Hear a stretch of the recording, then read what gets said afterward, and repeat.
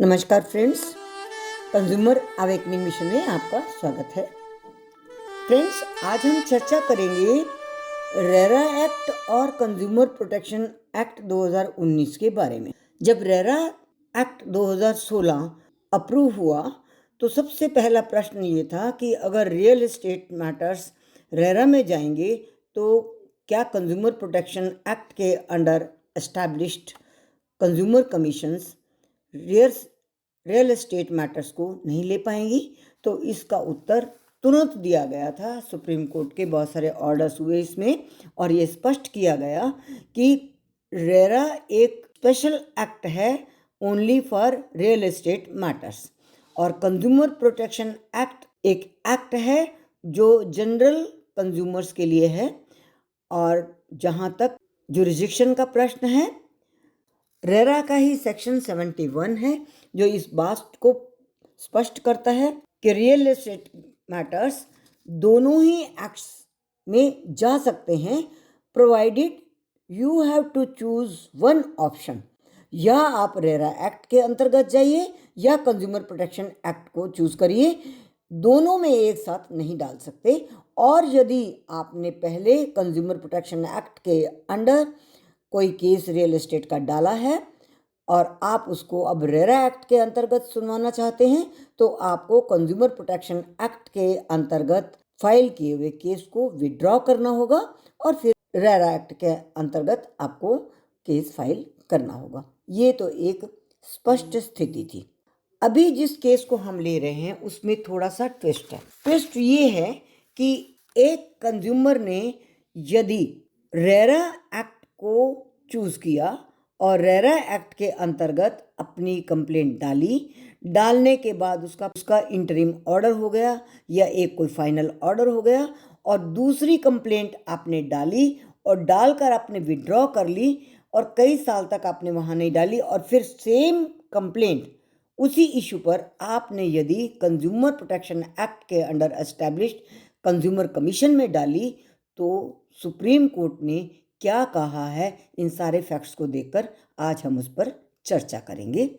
ये निर्णय हुआ है 7 मार्च 2026 को, सुप्रीम कोर्ट ने इसका ऑर्डर किया है और ये केस का नाम है messrs Kabra and associates and others versus Rekha Rajkumar Hemdev and others. इसमें national consumer dispute redressal commission ने अपना ऑर्डर दिया था 23/8/2023 को कि ये कंप्लेंट हम ले सकते हैं और मैसर्स कोबरा एंड एसोसिएट ने जो ऑब्जेक्शन लगाई थी कि ये मेंटेनेबल नहीं है अब कंज्यूमर कमीशन में, उस पर चर्चा हुई सुप्रीम कोर्ट में। तो आज हम सुप्रीम कोर्ट के इस ऑर्डर को फैक्ट्स के साथ देखेंगे। इस केस में फैक्ट्स इस तरह थे कि 2 फ्लैट खरीदे गए होम बायर्स की तरफ से और होम बायर्स ने initially Maharashtra real estate regulatory authority को कांटेक्ट किया और ये शिकायत की कि बिल्डर ने हमारे इस प्रोजेक्ट को रेरा के अंतर्गत रजिस्टर नहीं किया। तो यहाँ पर हम आपको एक नियम बता दें कि रेरा के अंतर्गत वो सारे प्रोजेक्ट जो भी कोई भी डेवलपर स्टार्ट करना चाहेगा उसका मेजरमेंट दिया है या उसके रूल्स दिए हैं कि कितने एरिया का उसकी ज़मीन है, उसके आधार पर अगर वो कुछ पर्टिकुलर एरिया से अधिक है तो उसको रजिस्टर करवाना अनिवार्य है। ये रियल एस्टेट का रेगुलेशंस एंड डेवलपमेंट एक्ट के अंतर्गत नियम है। अब जब कंप्लेनेंट ने ये शिकायत की तो रियल एस्टेट का इस मामले में ऑर्डर किया गया कि ये प्रोजेक्ट सेक्शन 3 के अंतर्गत, ये प्रोजेक्ट एक्ट 2016 के सेक्शन 3 के अंतर्गत अनिवार्य नहीं था, मैंडेटरी नहीं था रजिस्टर होना। और साथ ही ये भी कहा कि चाहे आपका प्रोजेक्ट रजिस्टर होना चाहिए और नहीं हुआ तब भी आप अपनी शिकायत तो ट्रिब्यूनल में कर सकते हैं, उसके लिए कोई बार नहीं है, रोक नहीं है। तो ये ऑर्डर फाइनल हो गया। ये ऑर्डर फाइनल होने के बाद कंप्लेनेंट ने अपनी कंप्लेंट सेक्शन 18 में, रेरा एक्ट के सेक्शन 18 में की, जिसमें उसने रिफंड की एप्लीकेशन लगाई। जब इस केस को सेक्शन 18 में अथॉरिटी ने देखा तो कंप्लेनेंट ने कंप्लेंट विड्रॉ भी कर ली है। कंप्लेंट विड्रॉ करते समय परमिशन मांगी है कि मुझे फ्रेश कंप्लेंट डालने की परमिशन दी जाए। अथॉरिटी ने परमिशन दी कि आप इस केस को दोबारा फ्रेश दायर कर सकते हैं। कंप्लेनेंट ने बहुत लंबे अरसे तक कोई कंप्लेंट नहीं फाइल की।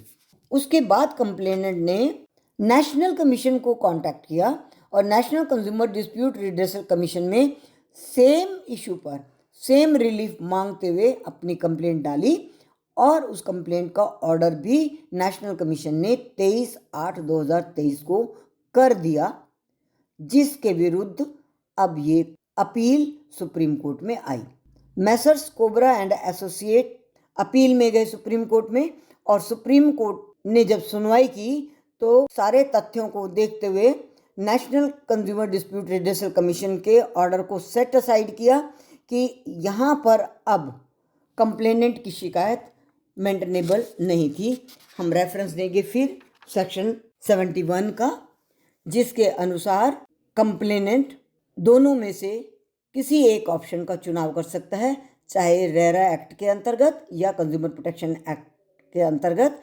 चूंकि ये रेरा एक्ट 2016 में आया और उससे पहले बहुत सारे लोगों ने कंज्यूमर प्रोटेक्शन एक्ट के अंतर्गत एस्टैब्लिश्ड कमीशंस में अपनी शिकायतें रियल एस्टेट को लेकर की हुई थी, तो उनके पास ये ऑप्शन थी कि या तो वहीं कंटिन्यू करें या वो वहाँ से विड्रॉ करके रियल एस्टेट एक्ट 2016 के अंतर्गत रियल एस्टेट ट्रिब्यूनल में दायर कर सकते हैं।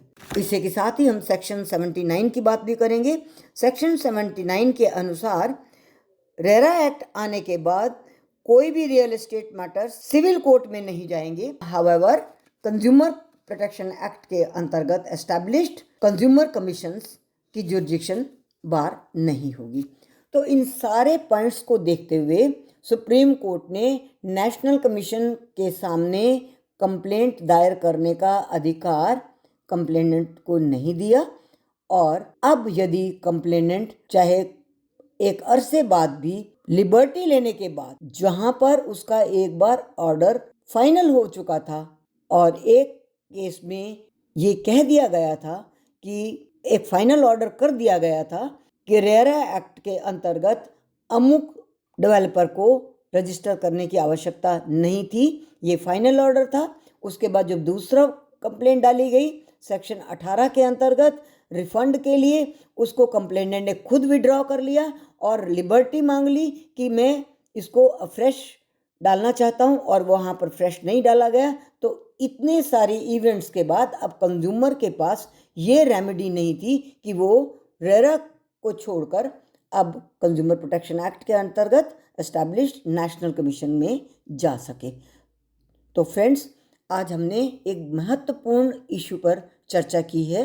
हालांकि ये बहुत स्पष्ट था एक्ट के प्रोविजन से भी कि दोनों ऑप्शंस खुले हैं कंज्यूमर के पास, पर एक ऑप्शन जब वो यूटिलाइज कर लेता है तो उससे भागकर दूसरे ऑप्शन पे फिर नहीं जा सकता उसी विषय में और उसी सिमिलर रिलीफ के लिए, जैसा कि यहाँ किया कि एक बार एप्लीकेशन डाली, विड्रॉ कर ली, लिबर्टी ली और फिर वहाँ पर फाइल ना की और कंज्यूमर कमीशन के अंतर्गत फाइल करने की चेष्टा की। तो thank you very much friends, आज के लिए इतना ही। हम फिर मिलेंगे इसी तरह के किसी नए विषय के साथ। तब तक हमें आज्ञा दीजिए।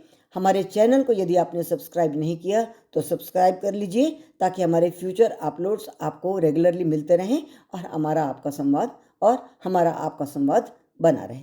Thank you very much.